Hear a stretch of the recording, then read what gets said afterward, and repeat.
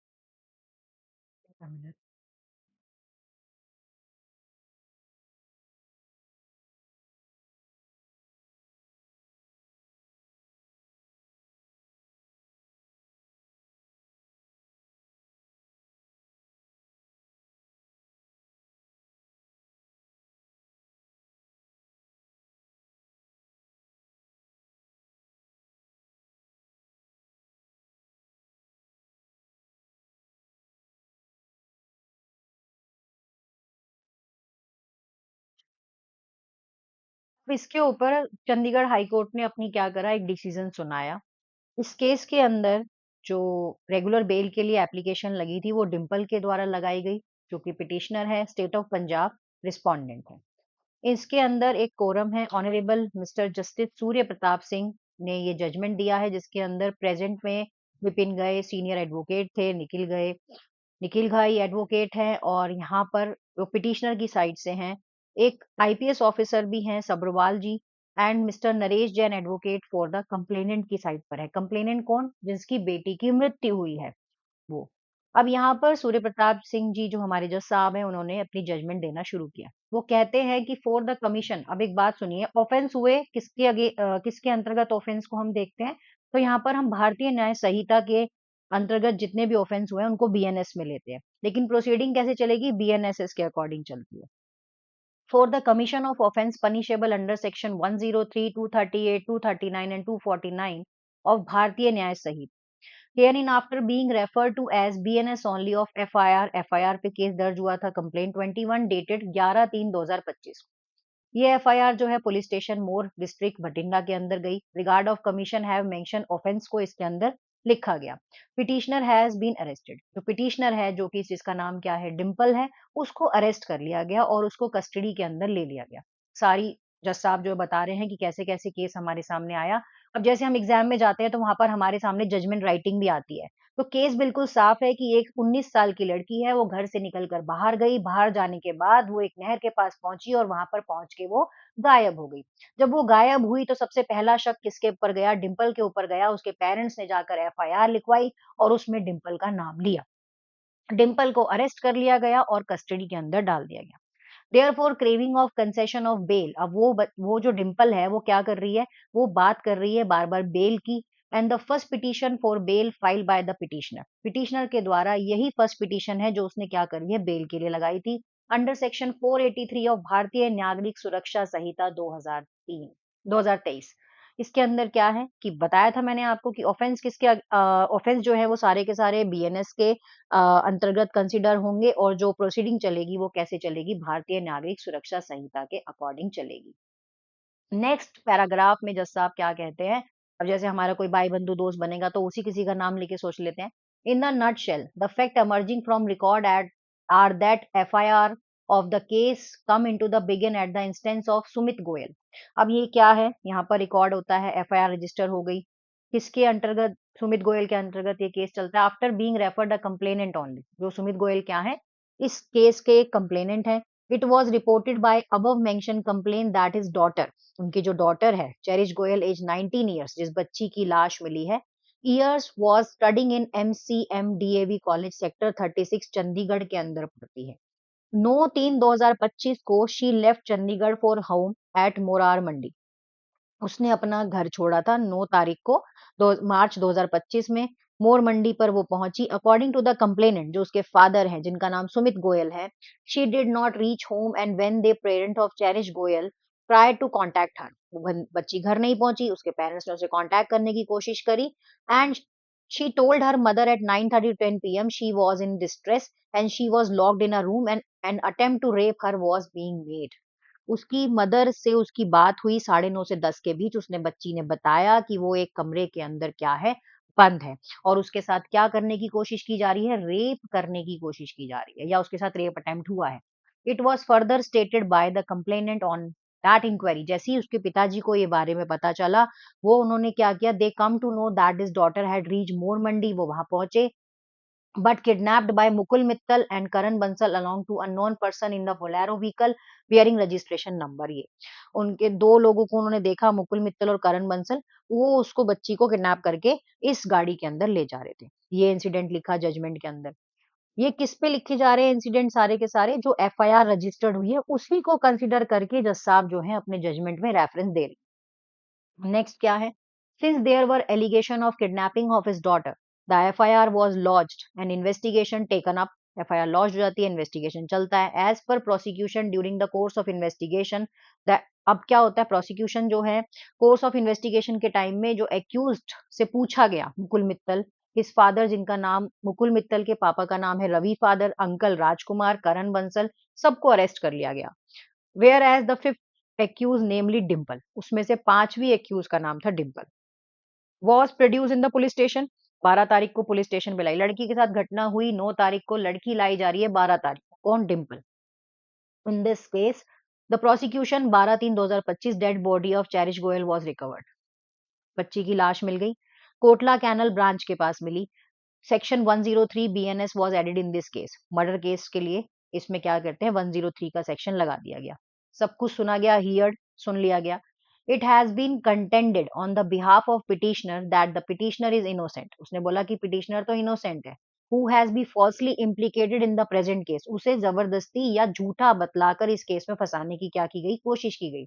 merely on the basis of unreliable evidence which is otherwise inadmissible in evidence, जो भी evidence दिए गए उन पे विश्वास नहीं किया जा सकता, या जो भी चीजें एविडेंस के तौर पर पेश की गई हैं सारी की सारी इनएडमिसेबल है, मतलब कि उसको प्रूव किया ही नहीं गया, उसको माना ही नहीं जा सकता। According to learner senior counsel of the petitioner for the investigation, जो भी इन्वेस्टिगेशन केस था, स्पेशल इन्वेस्टिगेशन टीम बैठी, headed by the deputy DSP जो थे बठिंडा के, उन्होंने कॉन्स्टिट्यूट किया इस केस को एज पर इन्वेस्टिगेशन जो है वो ऊपर बताई गई है। तो petitioner was not present near canal, petitioner canal के पास नहीं थी। अलेज इंसिडेंट जो हुआ जिस प्लेस पर हुआ, अब देखो, इन्वेस्टिगेशन के टाइम पे बताया गया कि भाई जो पिटिशनर है डिम्पल, वो उस जहां पर घटना घटी या जहां पर उस बच्ची की लाश मिली वहां पर वो नहीं थी. It also has been contended by the learner senior counsel petitioner that from the content of statement of complainant, जो भी पिटिशनर के अगेंस्ट में या कंटेंट में जो भी स्टेटमेंट है कंप्लेनेंट ने दी, it comes on surface that a false story. ये सारी की सारी क्या है, एक फॉल्स स्टोरी है, किडनैपिंग की, रेप ऑफ द डॉटर की. Complainant was a cooked up, सब कुछ मिक्स करके बताया उसने. We stand falsify in view of report of special investigation team ने इसको बताया. इन्वेस्टिगेशन टीम ने अडॉप्ट किया साइंटिफिक टूल्स के द्वारा. जो सीनियर काउंसिल हैं पिटिशनर बेसिस, उन्होंने सीसीटीवी फुटेज का भी यहाँ पर बात कही. उन्होंने कहा कि एसआईटी फाउंड दैट, जो स्पेशल टीम है, found that diseased was freely roaming with the Mukul Mittal at a different location near More Mandi at More Khurd. मतलब उन्होंने बताया कि जो मुकुल मित्तल है वो भी, उनकी लोकेशन भी उस टाइम की अलग है. चलिए छोड़िए इस बात को. नेक्स्ट सिक्स पैरा में क्या कहते हैं, the learner senior counsel for the petitioner has further contended to SIT. SIT further found the bank of canal argument took place between Mukul Mittal and Cherish Goyal. उन दोनों के बीच में वहां पर क्या हुई थी, आर्ग्यूमेंट हुई थी. During the course of above mentioned argument, Mukul Mittal pushed cherish Goyal, धक्का दिया into the canal leading to the death, और वो उसमें जाके क्या पड़ी, गिर पड़ी और उसकी डेथ हो गई. As per the learned senior counsel for the petitioner in view above mentioned finding of special investigation team, जो हमारी एसआईटी की टीम है, no role can be attributed to the petitioner in the commission of offense. उसने कहा कि भाई ये जितना भी ऑफेंस हुआ उसमें डिम्पल का कोई भी रोल नहीं है, but she is a languishing in jail. But अभी तक वो कहाँ पड़ी है, जेल के अंदर पड़ी है. और कितने टाइम से पड़ी है ये भी देख लेना यहाँ पर याद से, लास्ट मोर देन 9.5 months, मतलब 9.5 महीने से वो लड़की जेल के अंदर है. सिर्फ इस बेस पे कि उस वो सामने वाली जो लड़की है चेरिश गोयल, उसका मर्डर हुआ और उसमें उसके पेरेंट्स, जो जितने भी लोगों ने साथ इन्वेस्टिगेशन की गई उस टाइम पे उसका भी नाम आ गया. And the trial is not likely to be conclude in near future. 7 paragraph में क्या बोला गया कि जो स्टेट काउंसिल है उन्होंने सारे लर्नेड काउंसिल को असिस्ट किया, कंप्लेनेंट को कंट्रोवर्टेड किया, आर्ग्यूमेंट्स को देखा, और स्टेट काउंसिल ने अगेंस्ट द पिटिशनर्स आर्स commission offence punishable under section 103 along with other offence that the gravity of offence देखा गया, रोल ऑफ एट्रीब्यूट देखा गया कि पिटिशनर का क्या है, किस तरह से उसको बेल दी भी जानी चाहिए या नहीं दी जानी चाहिए, सारे के सारे रिकॉर्ड्स को केयरफुली देखा गया. फिर दोबारा से रिकॉर्ड को शो किया गया, इन्वेस्टिगेशन की गई डीएसपी के द्वारा, रिकॉर्ड कॉन्स्टिट्यूट किए गए, इसके लिए एनेक्सर 6 लगाया गया, जिसके अंदर यहाँ पर आपके पास, जिसके अंदर आपकी इन्वेस्टिगेशन के टाइम में सीसीटीवी फुटेज है. क्या करते हैं, जब एक केस होता है तो उसके साथ जो भी चीजें आती हैं वो एक पिटिशन के अंदर एनेक्सर के तौर पे एनेक्स्ड होती जाती हैं.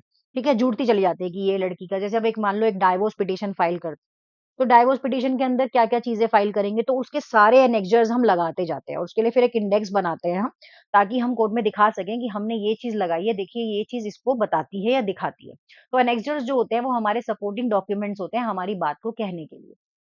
इसके बाद cherish Goyal, daughter of Sumit Goyal, resident of more Mandi, who was studying, जो कॉलेज में पढ़ती थी, हैड फ्रेंडली रिलेशनशिप थे उनके मुकुल मित्तल के साथ, उनकी बेटी के. सन रवि कुमार है जो भी वहीं पर ही रहते हैं उनके साथ. चेरिश गोयल ने night out pass from her hostel warden doctor Mehta Rani, sending a message via her father to warden, citing an event statement of hostel, सारी जगहों की रिकॉर्ड उन्होंने मैसेज वगैरह रिकॉर्ड किए, फाइल में लगाए. Cherish Goyal inform her friend Shamiya Qureshi, Avisha Gupta, जो भी उसकी दोस्त थी उनसे यहाँ पर बात की गई. सबके स्टेटमेंट्स भी इस इन्वेस्टिगेशन के दौरान जो है वो रिकॉर्ड किए गए. Mukul Mittal visit friend Karan Bansal picked up the Cherish Goyal from Ramnagar Chowk से, उसको व्हाइट बोलेरो में उठाया, ये बात प्रूफ हो गई.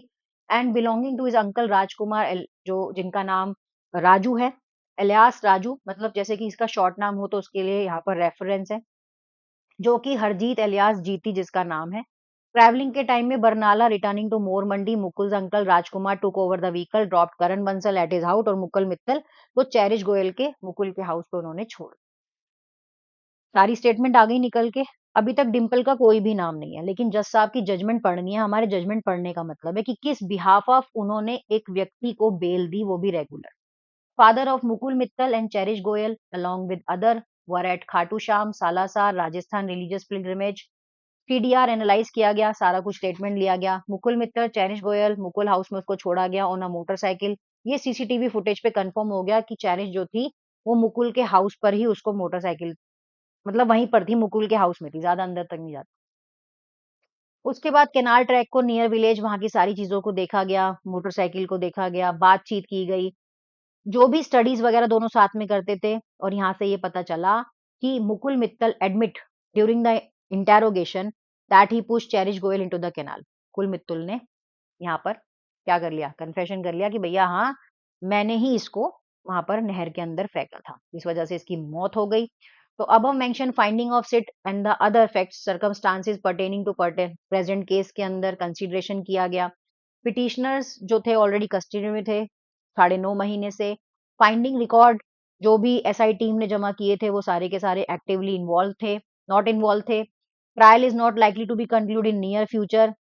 ट्रायल नहीं होगा भाई, मतलब ट्रायल जो है is not likely to be conclude in near future, जो होगा देखा जाएगा। Being a female petitioner deserve a lenient view था उसका। उसके बाद रिकवर किया गया पोजेशन में, सारी चीजें देखी गई, टेम्पर देखा गया और उसको बेल पे रिलीज कर दिया गया। अब यहाँ पर एक केस का और रेफरेंस भी दिया इन्होंने, उन्होंने कहा कि principle let down by the honourable Supreme Court का एक केस लिया गया, Data Ram versus state of Uttar Pradesh. और रेलिवेंट केस को यहाँ पर रेफरेंस में दिया गया। जब भी हम अपने एग्जाम में कोई जजमेंट देते हैं तो हमारे सामने एक स्टेटमेंट परोस के रखी जाती है। वो स्टेटमेंट के अंदर हमें पूरा बताया जाता है कि उस केस के अंदर क्या हुआ होगा। तो यहाँ पर भी यही स्टेटमेंट है कि एक 19 साल की लड़की है, वो घर से बाहर निकलती थी, घर से बाहर निकलते ही वो दोस्तों से मिलती, क्या करती, वो सारी रिसर्च जब इन्वेस्टिगेशन के दौरान आई तो एक ऐसा ही एक पूरा लंबा चौड़ा हाफ से ज्यादा पेज का क्वेश्चन हमारे सामने होता है। उसी के आधार पर हमें जजमेंट देनी होती है अपने एग्जाम के लिए। तो ये हमारे लिए एग्जाम पर्पस के लिए भी अच्छी है कि एक जज किस तरह से एक जजमेंट लिख। Presumption innocent meaningly thereby person believe to the innocent until found guilty and specific offence किया another matter does not detract fundamental postulate respect of the other offence. Criminal jurisprudence के according इसमें पूरा case law का भी आपको reference देना होता है जो यहाँ पर दिया गया था। फिर यहाँ पर एक और केस लॉ का इन्होंने यहाँ पर एक क्या बोलते हैं एग्जाम्पल दिया, Satyendra Kumar versus central bureau of investigation 2022। उसके अंदर भी पूरी प्रोसीडिंग जज साहब ने बताई। 13 में यहाँ पर रिसेंटली केस आप Tapas Kumar Patil versus state of Chhattisgarh के बारे में रेफरेंस दिया। देखो जज साहब ने कितने सारे रेफरेंस दिए, तब जाके उस व्यक्ति को जो है वो बेल मिली, है ना, कि बेल क्यों दे रहे हो आप, ये चीजें हैं। क्योंकि अभी क्या होता है, बेल मिलने के बाद कभी भी ऐसा नहीं होता कि केस से आप फ्री हो गए या ट्रायल नहीं चलेगा, ऐसा कुछ नहीं है। Conscious of basic fundamental principle, right of speedy trials, इन सब चीजों के बारे में जज साहब ने बताया। और ऑन द मेरिट सारे केसेस को देखते हुए उन्होंने क्या करा, यहाँ पर अलाउ कर दिया पैरा नंबर 16 के अंदर कि हाँ एक बॉन्ड लेकर हम इस पर्सन को क्या कर सकते हैं, छोड़ सकते हैं। लेकिन ये सारी प्रोसीडिंग में अगर आप पूरा टाइम देखो तो जो लड़की है, जो डिम्पल है, मुझे यहाँ पर ये जरूर बताइएगा, डिम्पल डिम्पल एक इन्वेस्टिगेशन के दौरान उस पर्सन, उस महिला का नाम आया जो ना तो उस व्यक्ति को जानती थी, बस हाँ साथ में रहती थी, बाद में नाम आया और 9.5 महीने बाद वो जेल, 9.5 महीने तक वो जेल में रही। और उसने 9.5 महीने में जाकर उसने एक पिटीशन लगाई, जो कि कितना टाइम लग गया, चार्जशीट को 3 महीने लग गए फाइल होने में। उसके बाद इन्वेस्टिगेशन के लिए स्पेशल टीम बिठाई गई, है ना। तो ये प्रोसीडिंग का एक पूरा हाल है जिसको समझना बहुत ज्यादा जरूरी है। आई होप आपको अच्छा लगा होगा। अगर ये आपको इस तरह से रेगुलर बेसिस पे जजमेंट की क्लासेस मिल जाएं तो मुझे नहीं लगता कि कोई इसमें बुराई है, और आप लोगों की एक रेगुलर बेसिस पे जजमेंट पढ़ने की भी हैबिट बन जाएगी दोस्तों। चैनल को लाइक शेयर सब्सक्राइब जरूर करें। Thank you.